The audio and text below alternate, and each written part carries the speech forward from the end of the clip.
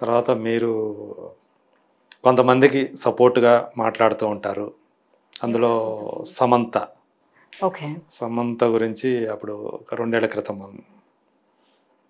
ఆమెని అంటే అప్పుడు అంటే మీరు తెలిసి ఆ మాటలన్నారా? లేకపోతే ఎవరన్నా చెప్తే ఆ మాటలు చెప్పారో నాకైతే తెలీదు. ఒక వీడియో మీరే రిలీజ్ చేశారు. ఒక సెల్ఫీ వీడియో. ఆమెని ఒక డబ్బు సంపాదించే మనిషిగానే చూశారు. ఆమె కోట్లు సంపాదించుకున్నా గానీ, తనకు సమాజ సేవ చేయాలన్నా గానీ, అందులో డబ్బు తీసుకోవడానికి లేదు. కేవలం ఆమెకి లక్షలు కూడా కాదు, వేలు మాత్రమే ఇచ్చేవాళ్ళు అని మీరు ఆమె అలాంటి జీవితం బతికే కంటే శుభ్రంగా బయటకు వచ్చి ఇప్పుడు తన జీవితం తను జీవించడమే బాగుంటుంది అని చెప్పేసి ఒక చేశారు. అది నిజంగా మీకు తెలుసా అని నాకు అంటే అది అనిపించింది. కూడా నేను విన్నది, క్లోజ్ సర్కిల్‌లో విన్నది. That is one point.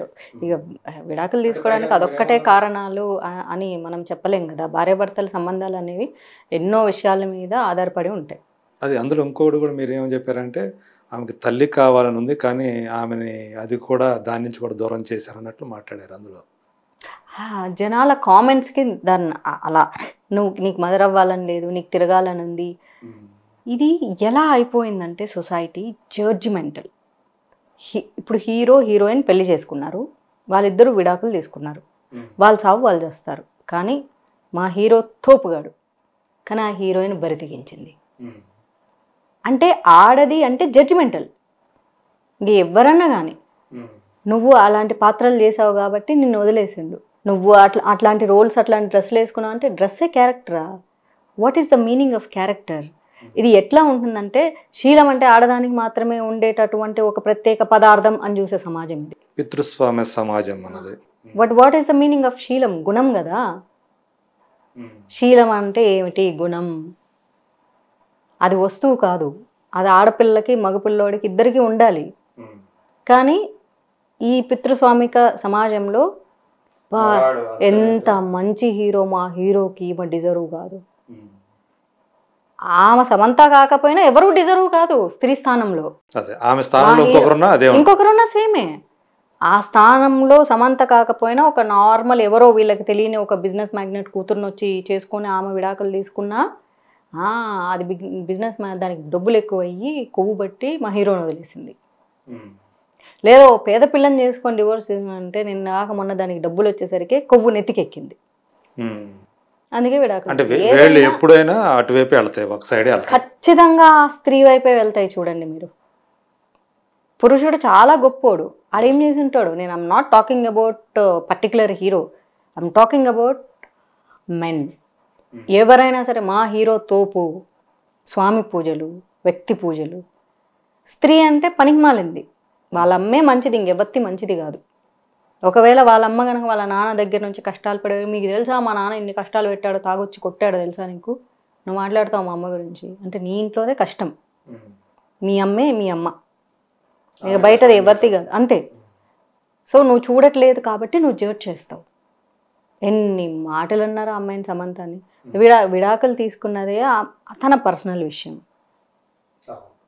మళ్ళీ సోషల్ మీడియా ఎంత అంటే సోషల్ మీడియాని మళ్ళీ అంటారు సోషల్ మీడియాని పట్టించుకోవద్దు. సోషల్ మీడియాలో ఏమన్నా ప్రత్యేకమైన ఆత్మలు రోబోటిక్స్ తిరుగుతుంటాయా? మనుషులే కదా. పీపుల్ నాకు నిజంగా అర్థం కారు ఏంటంటే, నువ్వు సోషల్ మీడియాలో వచ్చి ప్రచారం చేస్తాను, జనాల్లోకి వచ్చి చెయ్యి. అరే ఏ కాలంలో ఉన్నారు, ఏ కాలంలో ఆ టెక్నాలజీ వాడుకుంటున్నారు. అప్పటి కాలంలో టెలిఫోన్స్ లేవు కాబట్టి టెలిగ్రామ్లో వాడుకునేవాళ్ళు. తర్వాత టెలిఫోన్స్ వచ్చాయి కాబట్టి టెలిఫోన్స్ ఇంపార్టెంట్ విషయాలకు వాడుకునేవాళ్ళు. తర్వాత సెల్ ఫోన్లు వచ్చాయి, తర్వాత మెసేజ్లు వచ్చాయి, తర్వాత వాట్సాప్లు వచ్చాయి, వాట్సాప్ కాల్స్ వచ్చాయి, వాట్సాప్ వీడియోలు వచ్చాయి. ఇప్పుడు పొద్దుగాల లేచిన దగ్గర నుంచి అందులోనే దూరి దూరి దూరి చచ్చిపోతున్నాము. ఇప్పుడు మన ప్రపంచం అదే అయిపోయింది కదా. అంటే ఏది మనకు అవైలబిలిటీ ఉంటే దాన్ని మనం వాడుకుంటున్నాము. ఒకప్పుడు నిజంగానే ఏదన్నా పెద్దగా అరిచి చెప్పాలంటూ ఒక సభ పెట్టి ఆ సభలో చెబితే తప్ప జనాలకు తెలిసేది కాదు, వేరే ఆప్షన్ లేదు కదా. ఇప్పుడు చెప్పాలంటే సోషల్ మీడియా చాలు కదా, ఎందుకంటే ప్రపంచమే చేతిలో ఉంది కదా. చేతిలో లేని రోజున రోడ్డు మీదకి వెళ్ళి చెప్పాల్సి వచ్చింది. నీకు సమస్య తెలుసుకోవాలంటే నువ్వు రోడ్డు మీదకి రా. ఎందుకు రోడ్డు మీదకి? ఎందుకు? నీకు పోలీసు ఇప్పుడు సమస్య వస్తుంటే నువ్వు పోలీసు వాడు ఫోన్ చేసి చెప్తున్నావు కదా, పోలీస్ స్టేషన్ పరిగెత్తుకుపోవట్లేదు కదా. టెక్నాలజీ గ్రో అవుతున్నప్పుడు దాన్ని యూటిలైజ్ చేసుకుంటున్నప్పుడు నెగిటివ్ మైండ్ కూడా పెరుగుతుంది. ఇందులో ప్రజలు ఒక్కటే సమస్య అంటే ఇంటి నుంచి అమ్మా నాన్నలు పిల్లల్ని పట్టించుకోవడం మానేశారు.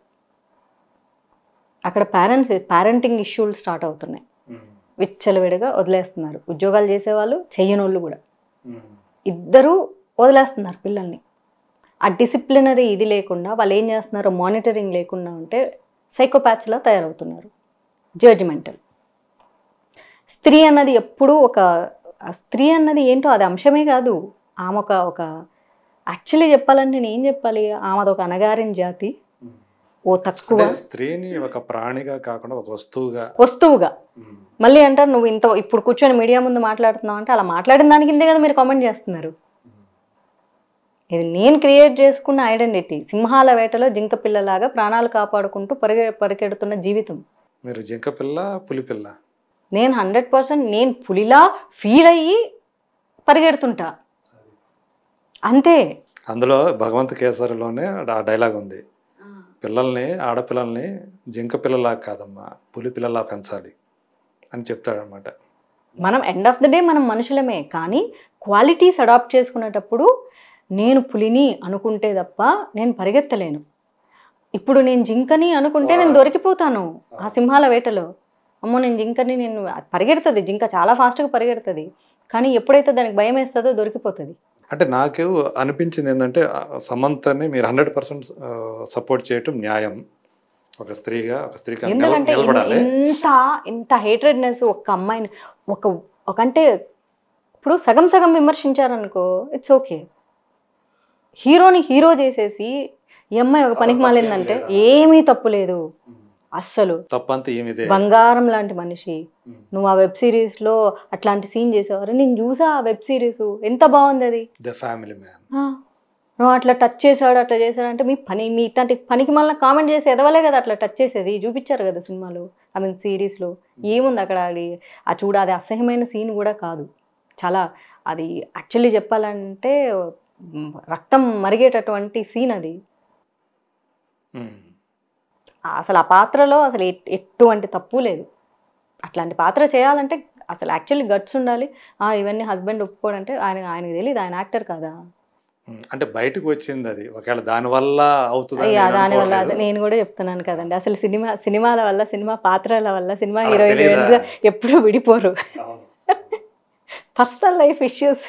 అంటే నేను మిమ్మల్ని అక్కడ పాయింట్ అవుట్ చేస్తుంది ఒక విషయం దగ్గరే, మీరు అంటే ఆమెకి డబ్బులు ఇచ్చేవాళ్ళు కాదు అని తెలిసిన కదా. ఆ టాపిక్ అయిపోయింది కదండి, ఎందుకు మళ్ళీ దాన్నే పట్టుకొని పీకుతారు. ఇప్పుడు వాళ్ళిద్దరు విడిపోయి ప్రశాంతంగా ఎవరి జీవితం వాళ్ళు గడుపుతున్నారు. ఇప్పుడు మనకు అవసరమా ఈ టాపిక్? అంటే మీరు సపోర్ట్ చేయటం అనేది నేను 100% ఏకీభవిస్తాను, చెయ్యాలి. కానీ కొన్ని విషయాలు మనం తెలుసుకొని మాట్లాడాలి కదా. అక్కడ తెలుసుకొని మాట్లాడారా లేదా?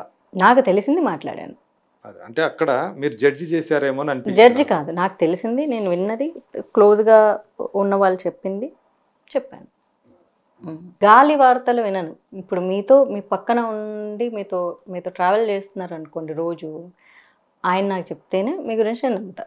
ఎందుకంటే మీతో రోజు 10 గంటలు ఉన్న వ్యక్తి చెప్తేనే నమ్ముతా నేను, లేకపోతే నేను నమ్మను. అది ఆ క్లారిటీ కోసమేనండి నేను అడిగింది. అంటే మీ ద్వారా అది బయటకు వచ్చిందంటే, ఆ వీడియో వెళ్ళిపోయిన తర్వాత నేను మళ్ళీ ఫోన్ చేసి అడిగితే బెటర్ ప్లీజ్ వద్దు మాట్లాడొద్దు అన్నారు. అక్కడి నుంచి మీకు అది మీరు రిలీజ్ చేసిన తర్వాత అటువైపు నుంచి కానీ మీకు ఏమైనా కాల్స్ రావటం? ఎవరికి కాల్స్ చెయ్యరండి. మీరు డ్రగ్స్ దొరికాయంటేనే ఎవడు కాల్స్ చెయ్యడు. దీన్ని ఎవడన్నా పట్టించుకుంటాడా మీరు ఒకళ్ళు? కాకపోతే సోషల్ మీడియాలో మాత్రం రాసేవాళ్ళు రాసేస్తూ ఉంటారు. అది అంతే. నేను చెప్పాలనుకుంది నేను చెప్పా. తర్వాత కూడా అనుకోకుండా కోపంలో చెప్పేశానంటే చెప్పుకొని ఉండాల్సింది కదా, ఇంకా చెప్పొద్దులే అన్నారు. ఆ తర్వాత మాట్లాడలేదు నేను. ఫ్లోలో ఒక్కోసారి కొన్ని నిజాలు అట్లా బయటికి వెళ్ళిపోయిన తర్వాత ఇక దాన్ని మళ్ళీ ఏం చేయలేం, అప్పటికి ఆపేసుకోవడం తప్ప. సరే. కొంతమంది సినిమా ఇండస్ట్రీలో ఉన్నవాళ్ళు, అమ్మాయిలు, వాళ్ళు తాము ఎదుర్కొన్నటువంటి ఎవరైనా కాదు మేల్స్ అబ్యూజ్మెంట్, సెక్సువల్ అబ్యూస్ గురించి మాట్లాడుతున్నారు. వాళ్ళు ఉదాహరణకి మనకు బాగా ఇప్పుడు సోషల్ మీడియా కూడా బాగా యాక్టివ్గా ఉండే చిన్మయ్య ఒకరు, తెలుసు కదా Chinmayya. Yeah yeah so singer, dubbing artist. Incidentally ఆమె సమంతకి డబ్బింగ్ చెప్తా వచ్చింది మొన్నటి దాకా కూడా. వైరముత్తు గారి గురించి ఆమె ఇప్పటికీ స్టిల్ ఎప్పుడో నుంచో ఎదుర్కొన్నటువంటి ఆ విషయాన్ని అలుపెరగకుండా ఇప్పటికీ ప్రస్తావిస్తూ పోరాడుతూనే ఉంది ఆ అమ్మాయికి. కానీ ఆ అమ్మాయికి బయట నుంచి వస్తున్న సపోర్ట్ కంటే విత్ ఇన్ ద ఇండస్ట్రీ నుంచి వస్తున్న సపోర్ట్ చాలా తక్కువగా ఉంటుందని అనిపిస్తుంది. ఈవెన్ మాధవిలతో కూడా ఎప్పుడు దాని గురించి మాట్లాడినట్లు నేను వినలేదు. ఏది చిన్మయ్యకి సపోర్ట్ చేస్తున్నా? లేదు అంటే అంటే తనది తమిళనాడులో జరిగిన ఇష్యూ గురించి మాట్లాడుకుంటూ వచ్చింది కదా. సో అది నాకు తెలియదు. బట్ నేను వెన్ ఐ మెట్ చిన్మయ్యి నేను చెప్పాను, నేను మీ వీడియోస్ చూస్తూ ఉంటాను, బాగా మాట్లాడుతున్నాము అని. That's my experience I'm sharing. నేను ఏది దాచిపెట్టుకుని నేను మాట్లాడేస్తాను అలాగా. తను స్టిల్ ఇప్పుడు కూడా ట్విట్టర్ల ద్వారా అప్పుడప్పుడు డిఫరెంట్ టాపిక్స్ మీద నేను తన వీడియోలు చూస్తూ ఉంటా. పాపం అంటే తన వాయిస్ చాలా స్వీట్గా ఉండడం వల్ల నా అంత హార్ష్గా రాదు, కానీ సిమిలర్లీ అంతే హార్ష్గా మాట్లాడుతుంది తను కూడా. బట్ ఆ వాయిస్ క్యూట్గా ఉండడం వల్ల, నాది బేస్ వాయిస్ అవ్వడం వల్ల చాలా ఓవర్గా వెళ్తుంది. తన వాయిస్ స్వీట్గా ఉండడం వల్ల మేబీ తను స్ట్రాంగ్గా మాట్లాడినా కొంచెం స్వీట్గా అనిపిస్తుంది అంతే. తన యొక్క ఇష్యూ తెలుసా మీకు? అంటే తెలీదా మీకు? నేను ఎందుకంటే నేను తనకే చెప్పినాను కదా. అదే. సో అలాంటి వాళ్ళకి సపోర్ట్గా మీరు ఉంటారా? మీరు డెఫినెట్లీ షీఈ్ ఆన్ పాయింట్ యాక్చువల్లీ. నేను ఎప్పుడూ చూడండి, ఒక రైట్ ఇష్యూ మీద, సొసైటీలో జరిగేటటువంటి ఒక రైట్ ఇష్యూ మీద, అండ్ దట్టు తను ఆ మోరల్స్కి ఎథిక్స్కి స్టిక్ అయి ఉండి, ఎన్ని ఒత్తిళ్ళు ఇప్పుడు ఎలా అంటే చేసేది శివ పూజలు దూరేది అలా కాకుండా, అలా చేసి మళ్ళీ ఇలా మాట్లాడితే నేను సపోర్ట్ చేయను. కానీ ఆ అమ్మాయి స్టిక్ అయింది, నేను తను చేసే పనికి, తను ఎదుర్కొన్న దానికి తను స్టిక్ అయింది కాబట్టి డెఫినెట్లీ ఆ అమ్మాయి వాయిసింగ్ చేస్తుంది. అట్లా వాయిసింగ్ చేయడం కూడా చాలా ఇంపార్టెంట్. అండ్ దట్టు వాళ్ళ హస్బెండ్ కూడా అసలు 100%. ఎందుకంటే పెళ్ళైన మహిళ, ఇది ఎంత కాదన్నా మేల్ డామినేటెడ్ సొసైటీని గుర్తుపెట్టుకోవాలి. ఒక ఆడపిల్ల బయటకు వచ్చి ఇలా మాట్లాడితే, భర్త అనేవాడు ఇంట్లో మానసిక హింసకి అమ్మాయిని గురి చేస్తూ ఉంటే నువ్వు ఎందుకు మాట్లాడుతున్నావు? అమ్మాయి మాట్లాడలేదు, కానీ హస్బెండ్ అనే వ్యక్తి కూడా సపోర్ట్ చేయడము, ఆ అబ్బాయి కూడా ఇండస్ట్రీలో ఉండడం వల్ల మౌనంగా ఉన్నాడంటే తనకు కూడా ఆ విషయం తెలుసు. అదే చెప్పేది, హీ నోస్, ఇండస్ట్రీలోనే ఉన్నాడు కదా, హీ నోస్ దట్. ఇక్కడ కాకపోతే సమస్య చెప్తున్నా కదా, దినదిన గండం నూరేలాయిష్, నోరు తెరిచి మాట్లాడేసేస్తే దేని గురించి మాట్లాడినా, ఒక కమిట్మెంట్ గురించి మాట్లాడినా, ఒక హిందుత్వం గురించి మాట్లాడినా, ఒక సనాతన ధర్మం గురించి మాట్లాడినా, దేశం ధర్మం, దేశం అంటే దేశంలో జరిగే అన్ని సంఘటనల గురించి, ధర్మం అంటే ధర్మమైన ప్రతి విషయం, అది ఆడపిల్ల అంశం అవ్వచ్చు, గుడి అంశం అవ్వచ్చు, లేకపోతే దుస్తుల అంశం అవ్వచ్చు, ఏదైనా అవ్వచ్చు, అన్ని ధర్మమే కదా. మాట్లాడరు, ఆపర్చునిటీస్ కోల్పోతాం మాట్లాడితే. భయం, ఆ భయం వల్లే ఎవ్వరూ మాట్లాడరు. ఏం పర్వాలేదు, అట్లాంటి భయం మాకేం లేదు అనుకున్న వాళ్ళు మాట్లాడుతుంటారు. సో చిన్మయి తనకు జరిగినటువంటి సంఘటన గురించి వదలకుండా మాట్లాడుతుందంటే, వదిలేసిందంటే ఏదో కాంప్రమైజ్ చేసుకుంది అంటారు. మళ్ళీ స్టిల్ లేటెస్ట్గానే నిన్న మొన్న ఒక మాల్లో ఒక రిటైర్డ్ టీచర్, అది కూడా ఒక మఠానికి సంబంధించిన స్కూల్ టీచర్ రిటైర్ అయిపోయాడు.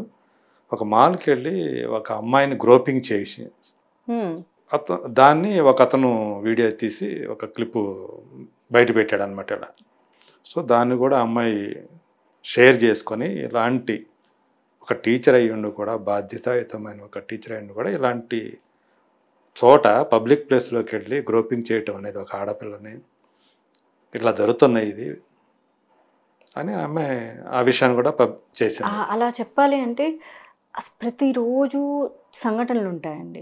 సమస్య ఏంటి ఇక్కడ చెప్పాలంటే, టు బీ ఆనెస్ట్లీ నేను ఒక మాట చెప్తాను, యువత కంటే కూడా 40 దాటిన వాళ్ళే అమ్మాయిల విషయంలో చాలా ఎక్కువ తప్పులు చేస్తారు. యువత అట్లీస్ట్ భయపడతారు, అమ్మో అమ్మాయిని ఏమన్నా అంటే మళ్ళీ కొట్టేస్తారేమో, తిట్టేస్తారేమో, ఏ ఆర్డర్ నువ్వు అంటారేమో, కొంచెం ఆ జంకు అన్న ఉంటుంది అబ్బాయిలకి. ఎందుకంటే అది నేను అబ్జర్వ్ చేశాను. నేను కాలేజ్కి వెళ్ళే రోజుల దగ్గర నుంచి అబ్బాయిలు దూరం నుంచి లైన్ కొడితే అంకుల్స్ అనే వాళ్ళు వచ్చి రుద్ది రుద్ది రుద్ది రుద్ది వెళ్తారు. ఈ సూపర్ మార్కెట్కి వెళ్ళినప్పుడు నేను ఐ ఎక్స్పీరియన్స్డ్ పర్సనల్లీ. లేదా దారిలో ఇలా నడుచుకుంటే నేను కాలేజ్ నుంచి ఇంటికి వస్తుంటే మామూలుగా మనం ఇట్లా పట్టుకొని బుక్లు వెళ్ళిపోతూ ఉంటాం కదా, అలా రుద్దుకొని వెళ్తారు. ఇలా చూస్తే అంకుల్ ఉంటాడు. అబ్బాయిలు అనేవాళ్ళు అంత డేర్ చేయరు. అప్పుడే నాకు అర్థమైంది, అబ్బాయిలు అనేవాళ్ళు డేర్ చేయరు. అలా అంత దూరం నుంచి అన్న వాళ్ళు చూసుకుంటూ వెళ్తారు. ఏదో కావాలంటే బైక్ వేసుకొని వెళ్ళి 2-3 సార్లు రౌండ్లు కొట్టి అలా అన్నా వెళ్తారు వాళ్ళు.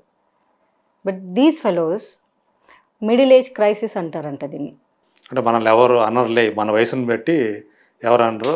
ఫస్ట్ ఆఫ్ ఆల్ సైకలాజికల్గా వాళ్ళకి మిడిల్ ఏజ్ క్రైసిస్లో ఉంటారు. ఆ క్రైసిస్ని వాళ్ళు ఎలా దాన్ని తీర్చుకోవాలో తెలియక ఇలాంటి ఒక పనులు చేస్తూ ఉంటారు. బస్సులో అవ్వచ్చు, రోడ్లో అవ్వచ్చు, సూపర్ మార్కెట్లో. నేను హైదరాబాద్లో కూడా సూపర్ మార్కెట్కి వెళ్తే అలా రుద్దుకొని వెళ్తారు. అక్కడ చూస్తే అంత స్పేస్ ఉంటుంది. మీరు కూడా కొంచెం కన్ఫ్యూజ్ అవుతారు కూడా, ఏం జరిగింది వాళ్ళు మళ్ళీ ఏమీ తెలియనట్లు చాలా అమాయకంగా ర్యాకులు చూసుకుంటూ వెళ్తుంటారు. సో అలా మళ్ళీ 1-2 సార్లు చేస్తారు. రెండోసారి చేసిన నేను ప్రతిసారి పిలిచి చెప్పి, ఎక్స్క్యూజ్ మీ, అక్కడ చాలా స్థలం ఉంది, అటు వెళ్ళు, ఓకే, నువ్వు రుద్దకు, ఇంకోసారి ఏది జరిగిందనుకో వేరేగా ఉంటుంది. ఇంకంతే, ఇంకా సైలెంట్ అయిపోయి వేరే చూసుకొని వేరే వాళ్ళ దగ్గరికి వెళ్ళిపోతారు.